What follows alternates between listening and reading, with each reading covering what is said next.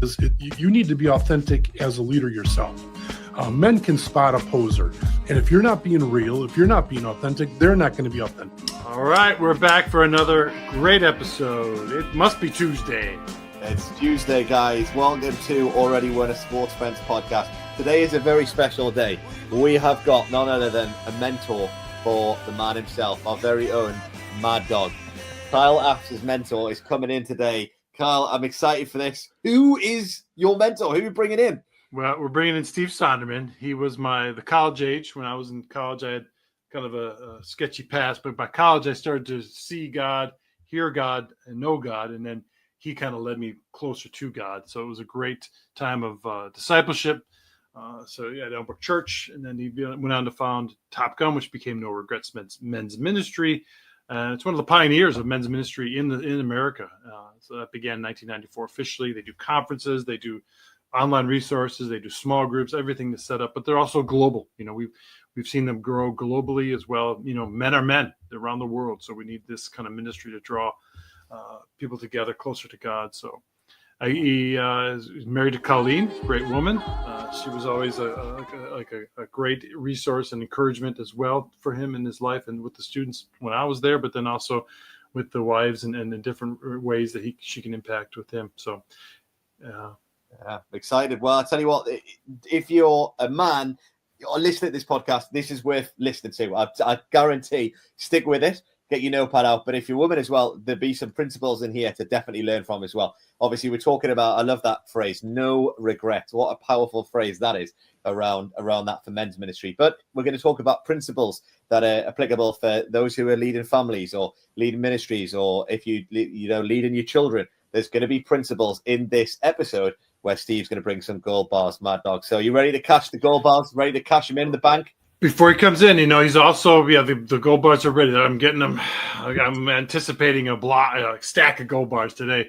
But he's also, how we related to sports, he was a chaplain with the Milwaukee Brewers, American baseball, one of Ben's favorite teams around the world now that he's a Brewers fan as they go into the postseason. So he's also been a chaplain there and had some different unique experiences with some of the athletes there. But men's ministry and Brewers chaplaincy. Let's see if Steven's there.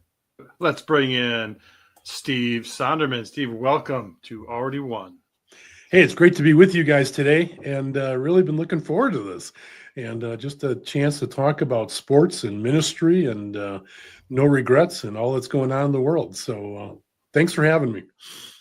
And then I'll make sure that Ben speaks. He does know a little English. He thinks he does. He can kind of speak Texan sometimes, y'all. But I'll interpret anything he mispronounces.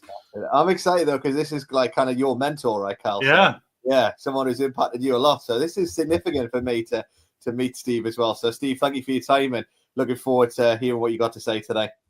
Great. Well, everything I've said wrong or thought wrong theologically, it's Stephen's fault. So that's right.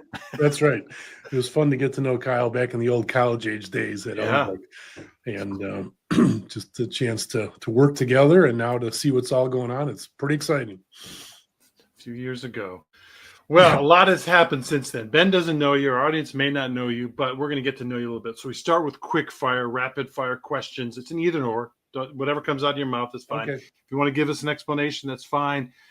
All right, you ready? I'm ready. Let's roll. Okay. Concerning the Brewers, do you prefer County Stadium or Miller Park? It's Miller not AmFam. Park. There's no AmFam. Miller Park, AmFam Field. Okay. No, you can't say it. Well, it's a better field, yes, but I can't call it AmFam. I still call it Miller Park. Okay. All right. Wisconsin weather, fall or winter? Fall. Wow. Likes the colors. Mm-hmm. When you travel, and I know you like to travel, do you prefer the aisle or the window? Oh, aisle. Good, smart. Last one, two more. Book preference. Do you prefer, this is going to get Ben because you see all the books behind him. He's got that. Mm-hmm. Do you prefer a digital, like a Kindle, or do you prefer print? Print. Amen. Amen. Man. I should have known this. I remember the stories of Steve stacking books in his office above the ceiling tiles, inside the ceiling. Right. Did you get them all out? Or I don't know. There still might be some up there. Oh, man. Last one, the Badgers. J.J. Watt or Russell Wilson? I'm going to go J.J. Watt because he lives grew up right here near us. Okay. Got fan favorite. Ben, how did he do? Yeah, great. I've got ideas of where to stack books now. My wife in the ceiling. Oh, yeah. I literally had a ladder in my office, and we would just stack everything up there above the tiles and on the pipes. Great extra storage. Oh, it's good. Good. Well, you alluded to some of the stuff we're going to talk a bit about later. You time with the Brewers when you were chaplain there. But I'm really interested to go a little bit deeper with this first question. When I heard the name of the ministry, it's such a great name, No Regrets. And it's a ministry that's been going for over 30 years. So why don't you share a little bit with the listeners kind of how it started and then kind of what's been happening over the last 30 years? I had just moved into I've been asked by our senior pastor, Stuart Briscoe, to be the men's ministry leader, pastor at Elmbrook Church. And I had literally, I went to him and I said, Stuart, I said, I've been working with the college age, and that's how I got to know Kyle so well. And I've been doing that for about 5 or 6 years, and things were going great. But I mean, we had really grown, and we probably had about 400 students coming in the summer, and I had 4 of my own kids. And so I went to Stuart and I said, Stuart, I said, you got to get me out of here. I'm just tired of bus trips, pizza parties, retreats. I just said, I just can't keep up with all these young kids. And so I said, Stuart, here's what I'll do. I will do either assimilation ministry. I'll do prayer ministry. I will do missions ministry. But I can't do college age anymore. And he said, well, let me get back to you. So he gets back to me in about a month, and he says, okay, here's what we want you to do. We want you to do men's ministry. I go, men's ministry? That wasn't on my list. I said, assimilation, prayer, mission, or evangelism. And I said, I've never worked with a man in my life. I said, what in the world do you do with men? And he said, Steve, I want you just to do the same thing you did with the college kids. Just try to act a little bit more mature. And so that was sort of my job description, and my, marching orders. So, I just started praying and fasting and just saying, okay, God, what do you want this to look like? Because I literally had no concept at all. And so the first thing I did is I just got 2 groups of 12 guys. We had 12 guys meet on Tuesday morning, and 12 guys met on Wednesday mornings. And I said, here's what we're going to do, guys. We're not going to worry about the masses. We're going to just focus in. We're going to have a big enough vision to think small.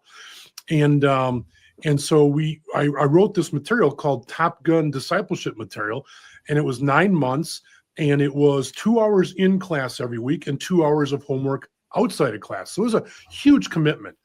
And I literally wrote it every single week as we were going. And at the end of the 9 months, we got these 24 guys together, and they were 24 for 24. They said they all loved it. 16, and first of all, we had all 24 finish, which was amazing because we met at 6 a.m. And 16 of the guys said, we want to lead our own group next year. Well, I knew we couldn't start 16 more groups of 12. So I said, why don't we do this? Why don't we, we'll put you together and you'll co-lead, which was the best decision we ever made. So the next year we did 8 groups. Then the next year, 10 groups, the next year, 12 groups, the next year, 14 groups. And all of a sudden, we just had this movement going. It just literally took off. And literally for the next 30 years, we would have hundreds of guys going through this. Then it became a 2-year process. And so that really was the focus, was to just take the model of Jesus and disciple men in the context of a small group where they could experience community together. And that has continued to today. We've changed the name. It's no longer Top Gun. It's called Base Camp now, and it's all digital and stuff like that. But we are truly a disciple-making ministry, helping churches, coming alongside churches to equip them to disciple the men of their church and community. Well, after a few years of doing that, we thought, you know what? Because we were really getting a lot of letters and phone calls. There wasn't email yet, so we weren't getting emails. But, why aren't you guys doing any events? Why don't you do a retreat? Why don't you do a gathering? Why don't you do something for everyone else? And we said, okay, well, why don't we let's just do a men's night. So I got a team of 12 guys together, and we sort of brainstormed, and we said, okay, let's do a Friday night event at Elmbrook. And we let churches know, and this was like 93, I think, 1993. And so we did it on a Friday night. We asked Joseph Stoll, who was then the president of Moody Bible College, to come up, and Stuart emceed it. And we had a worship band, and it was a 2-hour deal, and it was a great night. It was absolutely, the place was packed. And so we thought it was a one-time deal. And then everyone said, well, why don't we do this again? We go, really? And so then we did it the next year. We moved it to a Saturday so we'd have more time. And that went really well. We had more guys. So literally, that was the start of the conference. And now this will be our 33rd year on February 7th of this year. And so it's really grown from just being a couple small groups at Elmbrook and discipling those guys to the conference. And so now what we've done is we've literally broken away from Elmbrook in a very positive way. We're a separate nonprofit organization, and we equip leaders to disciple the men of their church and community. And so we're all over this country, we're all over the world, and we have the conference, we do training, we've developed discipleship content, and then we resource men's leaders all over the place with our podcast and articles and various resources. So that's just in a really quick nutshell, sort of what we do and who we're about. Yeah, and as you're directing the ministry towards men, you're dealing with their vulnerability and authenticity as well. So as you help these men move past some cultural expectations of being tough and macho, how do you get them to move into more deeper spiritual community? Yeah. So one of the things, I mean, really that Kyle, is really what we try to do is we're at the end of the day, it's all about transformation. I mean, that's what we want to see happen is life transformation. And we know that when a man gets it right, everyone wins. He wins, the family wins, the community wins, the church wins, everyone wins. I believe to the core of my being that the optimal place for a man to grow spiritually is in a small group, connected to others. And I don't, whether that's 3 guys, 5 guys, 8 guys, 12 guys, I really don't care. But when it's that old, Proverbs 27:17 is iron sharpens iron, so one man sharpens another. And so we're everything we're doing with churches is helping them get their guys in community. And that can look different, like I said. But the key is helping leaders understand how do you develop an environment of safety, a place where a man can grow. And I tell leaders all the time, they are environment creators. And you want to develop that place, that safe place where a man feels like where the walls can begin to come down. Because you and I, we all know that the walls around men are pretty high and they're pretty thick. And they don't come down easily. It takes time. And so we spend a great deal of time working with leaders and saying, what does that look like? Well, a couple quick things. One is you need to be authentic as a leader yourself. Men can spot a poser. And if you're not being real, if you're not being authentic, they're not going to be authentic. Your group will only be as authentic as you are as a leader. And so we really encourage the guys, listen, when you're starting to get to know each other, take time telling your stories, take time getting to know one another. You don't need to jump into the content right away, but jump into the relationship, because it's the relationship that's going to carry the group. And so the authenticity of the leader is a key. Second is affirmation, is that guys need to be encouraged. Guys are beat up all day long. There's not a whole lot of guys that when they wake up in the morning, their kids come and grab them and hug them and say, hey, Dad, we love you so much. And their wife's at the door when they go off to work and give them a big kiss and say, I'm going to miss you so much. And then most of them don't have probably don't have a go to work and have a boss that's at the front door shaking their hand and saying, hey, we just really appreciate you and thank you for putting in 10 hours and, blood, sweat, and tear for this company. I don't know where we would be without you. And then when they leave after 12 hours, the boss is there shaking their hand again. They drive up and their kids are on the driveway, and they're all hugging them and thanking them for working all day. And then they turn on the sitcoms and they all are building up men on a constant basis. Where does a man get encouraged? Nowhere. And so a safe place is a place where a man can be encouraged, where he can be built up. He can be called up to the noble things in life. So we really encourage affirmation. We encourage authenticity. We encourage voluntary vulnerability. Share as much as you can when you can. We don't force anyone to be vulnerable. Just be, it's a journey. Voluntary accountability. We're not going to force someone to be accountable, but let them take the initiative and say, here's where I need some help. This is a struggle area. Would you guys help me to grow in this area? So, I mean, it's a whole seminar, but I think you get the point, is that the key is building that safe environment. Confidentiality is absolutely huge. And we're going to get into this. Chaplain for the Brewers for a number of years. And there's a sign in the clubhouse that says, what you hear here, what you see here stays here. And so I tell leaders, you envision that sign in your small group room, that you guys can't be sharing outside the group, because that will absolutely kill the small group and a guy will never share again. So just a few principles that are helpful in developing an environment for vulnerability and authenticity.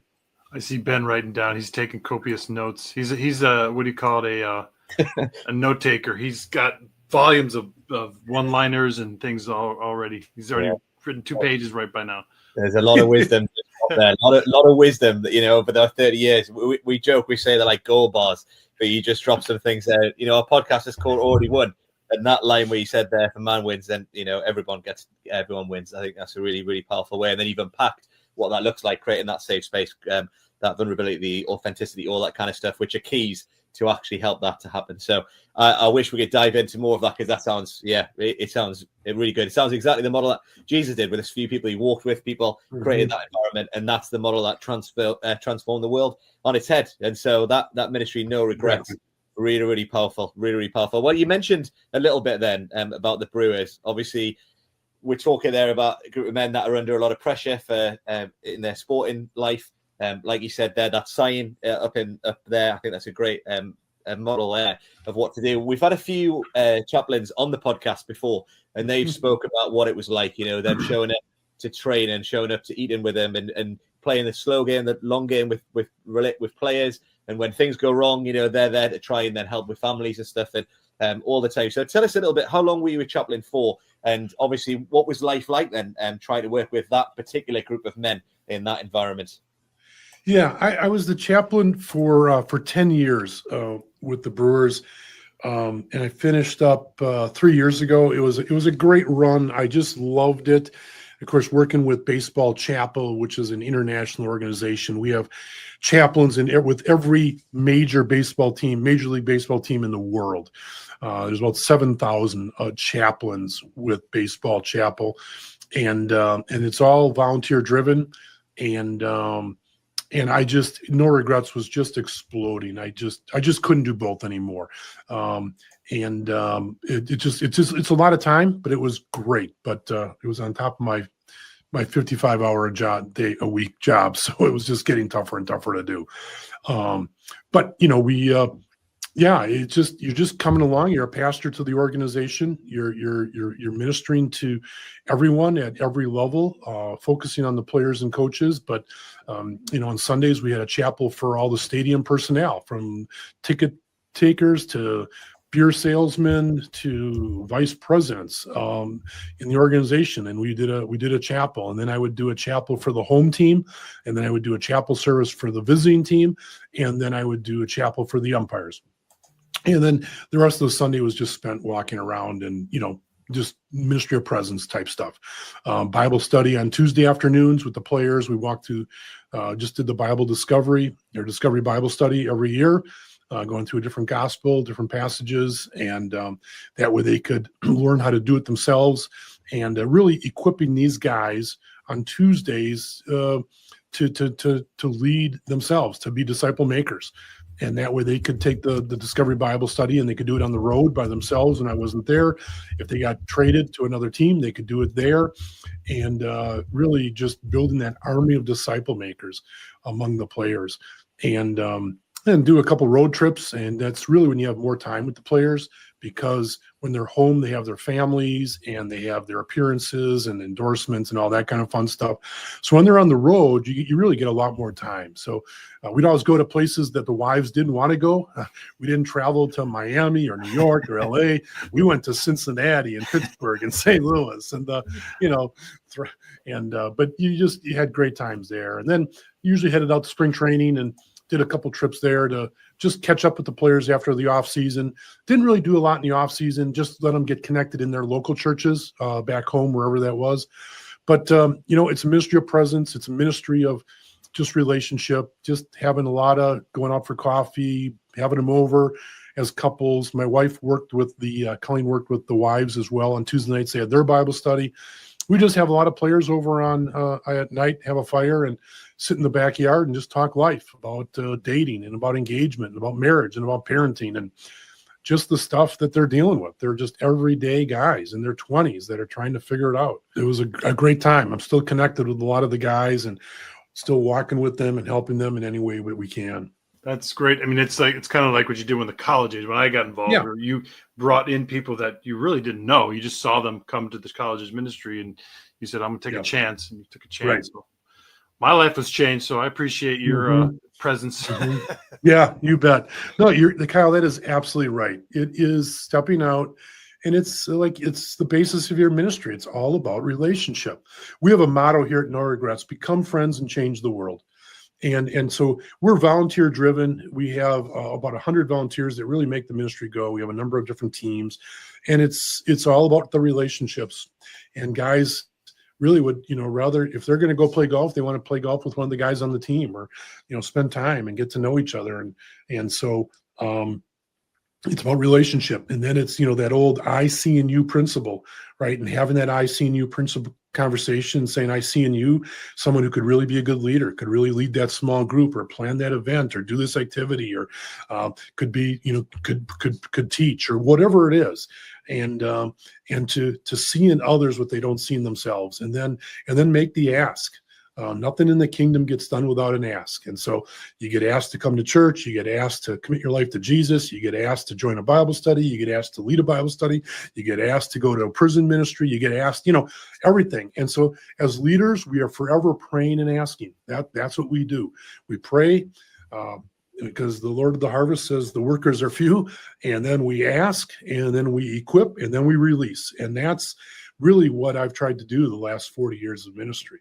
Is just spend a lot of time praying over people, asking them to take that next step, whatever that is in their journey, and then equipping them to do the work of the ministry, and then releasing them to do that. I don't know how we got there, but that's been helpful.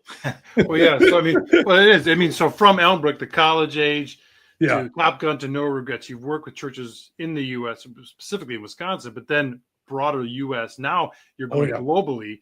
What common challenges do men face worldwide, but then also what are some unique cultural differences you're seeing as you get global? Yeah. Oh yeah. It really is. The issues are, or the struggles are universal. I think we've been working in about 45 different countries, really every continent except Antarctica. And the issues that men face are really the same. Obviously, like you said, there's cultural nuances. But the issue of isolation, I tell our guys all the time, isolation is not masculinity. Isolation is stupidity. And we see that in this country, about 73% of people say that they're lonely. It's an epidemic. And it started before COVID, but that really, enhanced it or compounded it. And so many guys are living in isolation, and when men are isolated, they just do really stupid things. And that is a common denominator all around the world. And moving men from isolation to community is a big challenge. And so that's an issue that they're dealing with. Men today not only are isolated, but men today are addicted all over the world. Men are looking for something, right? And, I think it was Bono that wrote, I still haven't found what I'm looking for. And he did find it, which is wonderful, but so many men haven't found it. And they're trying to find fulfillment and satisfaction, something to numb the pain of the hurt and the wound below the surface. And so instead of really identifying the emotions and expressing them in a healthy way, they look for something as an anesthetic to take away the pain. And so that might be gambling, that might be pornography, it might be alcohol, it might be drugs, it might be work, it might be their sports team. It can, a lot of, there's a drug of choice. And some are socially accepted and some are not socially accepted, but they're all doing the same thing. Men around the world are trying to numb the pain of the hurt and the brokenness in their life. And so it's helping churches say, how do we help men through that and help them deal with the wounds of the past, help them understand they're a product of their past, but they're not a prisoner of their past, and they can be free. And Jesus came to set men free. So men are isolated, men are addicted, men are confused over masculinity around the world, and the model of masculinity around the world is always changing. And unfortunately, men today are taking their cues from society rather than from Scripture. And so, every 10 to 15 years, the model of manhood changes, whether that, if you want to talk in the U.S. terms, and you go back to the John Wayne days, right back in the 60s, and it was the tough guy by himself on a horse out there in the wilderness, and he's on the frontier, and he's smoking a cigarette and dying of cancer. But that was the model. And then it was the James Bond, womanizer type man. And then you get the Alan Alda, sort of the soft male type thing, and then you get the Kevin Costner type man, and it's always changing, right? Every 10 to 15 years. And so men are just like, what does it mean to be a man? What does that look like? And unfortunately, even in the church, we've sort of put up some stereotypes that we have to be tough guys and we got to be hunters and fishers, and you got to love adventure and you got to do this and you got to do that. And oftentimes the models even the church puts up are not real biblical. Jesus is our model of manhood, and he gives us a picture of what it looks like, and we are to take on the culture of eternity. And when it comes to being a man and masculinity, it's servant leadership. It's not lording it over, and it's not being passive. I mean, Adam was passive. Adam was there when Eve sinned, right? He was passive, and then he hid, and then he blamed. And men have been doing that ever since. And Jesus, being the second Adam, gives us a picture of to reject passivity and to accept responsibility. And so Jesus truly is our model of manhood and helping men to do that. And again, if guys want more, I've got a whole seminar and podcast just on the issues men are facing today and the 10 things they're looking for in the church. But that's a whole seminar. But I gave you a few. I gave you a few there of some of the things that that guys are looking for, guys are struggling for, and what they're looking for in the church today. Yeah, and we'll make sure we'll put a little link up there. Yeah, put it in the show notes. Yeah. Oh, that's great. Well, you've already given us so much wisdom. Like Carl said, I've got whole pages of notes already, just around some of those things. But for anyone who's involved in ministry, then kind of maybe involved in sports friends who are doing church-centered sports ministry, maybe they're leading a ministry, maybe they're just a father or a husband. What advice have you got? I mean, you've given us so much advice already, but if you could give us another little bit of nugget of golden nugget and a bit of advice, what would you say? Start small and go slow. Start small, go slow. Jesus was never concerned with numbers. He was never concerned with the multitudes. He would throw them a fish. He'd walk across water. He'd heal someone. But when you break down the Gospels, 78% of his time was with the 12 or with the 3. And the battle we fight is with thinking it's about numbers. Bigger is better, right? And we get enamored with the number of people that show up to an event, people that come to our church, how big our budget is, and different things like that. And I think that the constant battle in the church is to say less is more. Less is more. I say you have to have a big enough vision to think small. Just start with a small group of guys. Where you get 3 to 5 guys, and for the next year, just build into them, just invest in them, and take the time to go deep, get to know them, spend time with them, walk with them, be there for them, pray with them, dive into the scriptures, and listen to them, and walk with them, and I think that to me is very freeing. And so if you've been doing ministry for a long time or you're just getting started, Start small, go slow. And your responsibility, our responsibility, is just to be faithful with what God gives us. God's responsibility is to grow it and to multiply it. And every one of us is playing in a different field. And we're all not going to preach to the multitudes like Billy Graham did, or a Stuart Briscoe did, or a Chuck Swindoll, or you name the person, right? But what human history, what church history has shown us, is that the glory of Christianity is God is in the small things. God uses the one. God uses the few. And so we see it all throughout history, that's what God has done. He used a man, a William Wallace, and in the 1200s to start a revolution in Scotland against the tyranny of the English. In the 1700s, William Wilberforce, and we got to get back to your country, right? William Wilberforce at the end of the 1700s, early 1800s, for over 30 years, he fought Parliament to abolish slavery.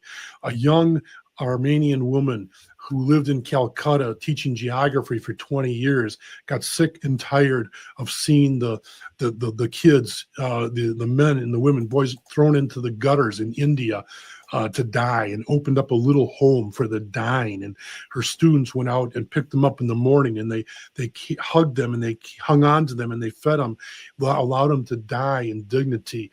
God used one woman, Mother Teresa, to develop 550 homes of charity around the world. Martin Luther King said, "Enough is enough." I couldn't stand the white-only signs above the bubbler on the restaurants, in the bathrooms, and said, I got to do something.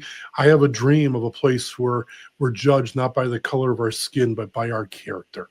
And I want justice for all. The human history is one person. God takes the ordinary person and he does the extraordinary. What we're trying to do at No Regrets is to mobilize an army of fearless influencers of society. And how does God do that? He does it one man at a time. And so my advice is, you want to start a revolution, you want to launch a movement, just start with a small group. Just start where you're at. The mission field is between your 2 feet, and be faithful and available to God, and watch out for what God's going to do in your life and through your life. That'd be my advice if I was just getting started. Amen. That's great. Let's do a final question. This maybe should have popped up at the beginning, but I'll add a little disclaimer at the end. So as a husband, father, now a grandfather, how has your own personal journey of faith and family shaped the way you lead and teach men? And then maybe give us a shout out to finally what's happening today and tomorrow and no regrets in your life. So First start with your journey and then give a shout out. Yeah. So my journey of faith started back in high school. And for me, my life was, sports was my God. Had an athletic injury that really started my spiritual journey, and through the Fellowship of Christian Athletes and attending Elmbrook on Sunday nights, I came to Christ at the end of my senior year of high school. And from that point on, really have not looked back. I've really just been growing and just loving Jesus and trying to serve Jesus wherever I was. Married Colleen. I met Colleen. She was in the high school Bible study that I led over at Brookfield Central. I was the assistant football coach there. I was going to college, living at home, and then I was teaching this Bible study with a bunch of students. And we started with 12 students, and we ended up about 120 students, meeting every Wednesday night in a home in Brookfield. And Colleen was in that Bible study. And so we didn't date. That would have been illegal. But I got to know her. And then to show her how much I loved her, I dated her older sister. And so I dated her older sister, and then her older sister Mary dumped me. And so then I just went down to the next one. And by this time, Colleen was in college. She was at Madison studying to be a physical terrorist. And so we had a long distance relationship for 4 years. Got married my final year of seminary. And this November will be 42 years. And we're best friends. We love doing everything together. She loves sports, which really makes it a lot better. And she loves the Brewers and the Packers and the Badgers. And we're always going to games together. And she's getting tickets. And so it's just great. She just retired in June to be able to spend more time with our grandkids. We have 4 adult children from 33 to 41 and 9 grandkids, and we have twins coming in November, so we'll have 11. So they're scattered. We have a bunch out in Boston. We have a tribe down in Nashville. We got another group out in Portland. And then we do have a couple here. Our youngest son is here with his wife and 2 kids.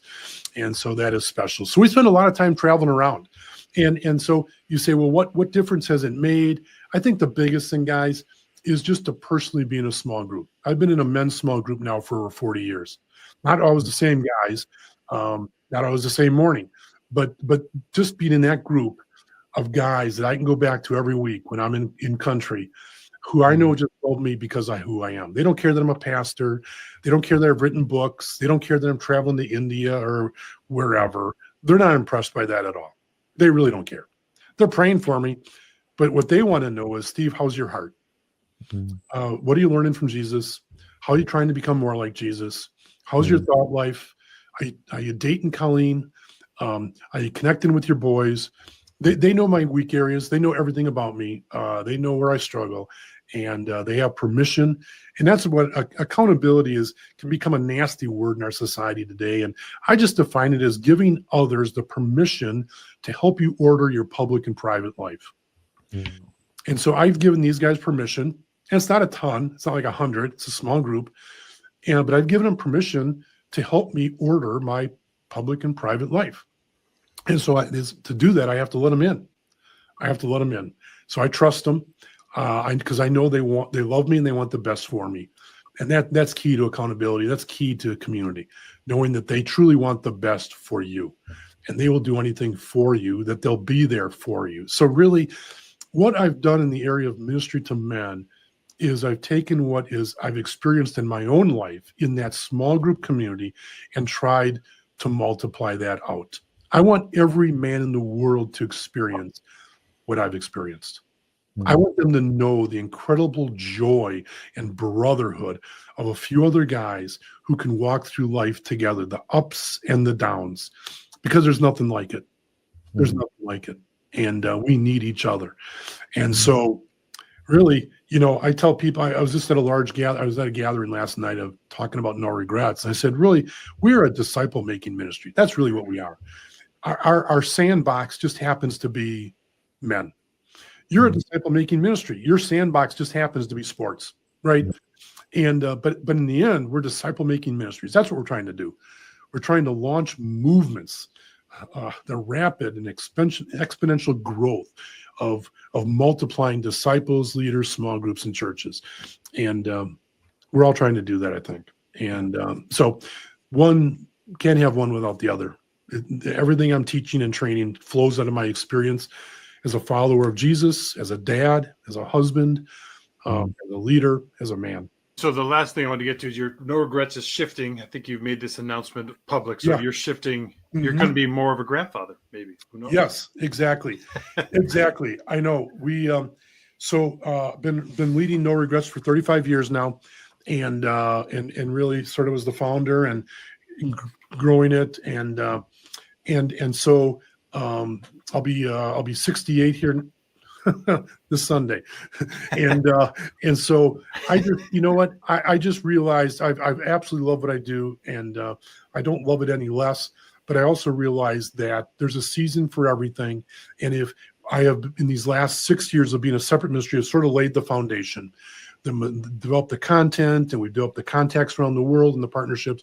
And I realized that to take it to the next level and really allow this ministry to grow, we need to get younger people involved. And so back in January, we started the conversation with a good friend of mine.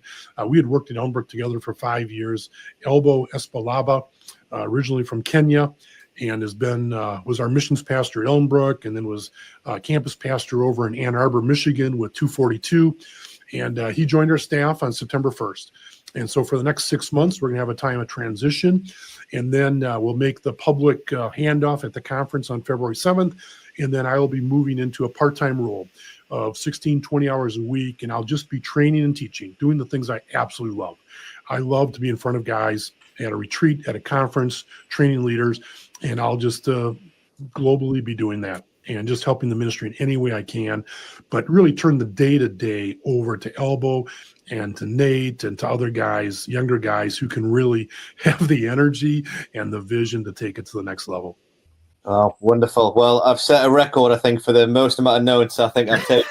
Yeah, honestly. I just love everything you're talking about is through experience. And this is not something that's in a textbook. This is you communicating because you've lived it and experienced it. And that comes through so strongly. So thank you for all you've shared. Thank you for all you've poured into Kyle. That Kyle's obviously director of ministry for Sports Friends, who oversees all our regions. And then across those regions, there's team leaders, and then all our staff that comes underneath as well. And so we see the impact. I see the impact of that, and Kyle's impacted me and others in my family as well. So you see that impact you've done, starting small, and like you said, becoming fearless influencers of society. So thank you so much for what you shared, Steve. And Thanks, honestly, Ben. so much Thanks, gold. Thanks for Yep. Hey, I just want to say one final thing, Kyle. I'm so proud of you. I'm so grateful for your availability to be God, to be used by Him, to follow Him, and 40 years later, whatever it is, just to see what God has done in your life is just amazing. I'm just so grateful for you and your faithfulness to Jesus. Keep it up. Both you guys keep following hard after Him. If there's anything I can do to help you guys down the road, just let me know. Amen. Thank you. Appreciate it. See you guys. The gold bars. It's getting heavy. It's getting heavy over here. Oh, so many gold bars. Honestly, I think in all the episodes I've done, that was incredible. The amount of gold bars that he's dropped, the wisdom from his experience and what he was talking about that topic. I mean, that was absolutely inspirational. But for me to sit there, and so many lines that I've got written down and stuff like that. But I did like that start slow and go slow. And I think that for me within the world of Sports Friends, I just got back from Malawi in the summer. We celebrated a time when there was literally a few coaches. And the guy who started that, he shared the story of the feeding the 5,000. The exact same thing that Steve said there. We bring our little, and God does the multiplication. And then obviously we were celebrating that and how it went from no coaches to where we are now in Malawi. And that principle he talked about is about being faithful little, and God will do the multiplication. Wow. I mean, as your mentor, were you learning more things there, or was all things he's taught you before? Yeah, no, it's a continuation. Getting my doctorate, I'm working towards that AWU doctorates here. So Professor Steve was in the house giving me some gold. Getting the Mad Dog to be a doctor. Just crossed off a men's ministry 101 or 501, whatever you'd call it, in the advanced course. So it's good. I mean, it is. It's, you hear him, you talk, and you'll see him. If you ever watch his videos, ever go to his conferences, the No Regrets Conference, thousands of men are watching this, are participating in, and think, oh, that guy's unattainable, unreachable. He doesn't know my story, but he may not personally, but he's set up in a way that he can know you individually. So from thousands of men down to one, that's always been sort of his strength, is that he can teach a big group. He can give you that sort of knowledge, but also he wants to get to know you personally. So I think that's the way the structure of No Regrets is set up. And I think that's the way, even Sports Friends, we want to get to know each child that plays on the team. So we don't just have a time of getting together. We try to transition from sport to gospel, get to know the family, get to know the children as well. So I think very similar things between us and No Regrets. Sure. Like you said, disciple making movement and stuff. His sandbox is with men, ours is sport, and that's our world and stuff. But I think he said, become friends and change the world, right? With Sports Friends, become friends and change the world. And about, being a male, a leader, I just love the bit he said around not being isolated, around basically that nothing in the kingdom happens without an ask. He talked about, doing things, calling men to higher things, the more noble things. Just so many things. So many. We need to go to the bank to check this goal in, I tell you, because absolutely amazing. Don't take your cues from society, take your cues from scripture. Another one. So so many things. I think we've got to put that on the screen again. If people want to know more around it, right? Let's flash it up on the screen a little bit more around No Regrets Ministry. So good. So good. Incredible, man. I don't know how we're going to get better than this, because it's the golden season. We got it. We thought you thought you couldn't get much better, but here we are. We're just, God's providing the resources, and the gold is happening. Wealth. So much. Well, your mentors told us to tell our friends, what else we got to do, Mad Dog? We got to tell not only those friends, but the friends' friends. Tell the men's friends. Tell the parents, your parents, my parents, tell the grandparents even. Tell the grandparents, friends, that, we've already won.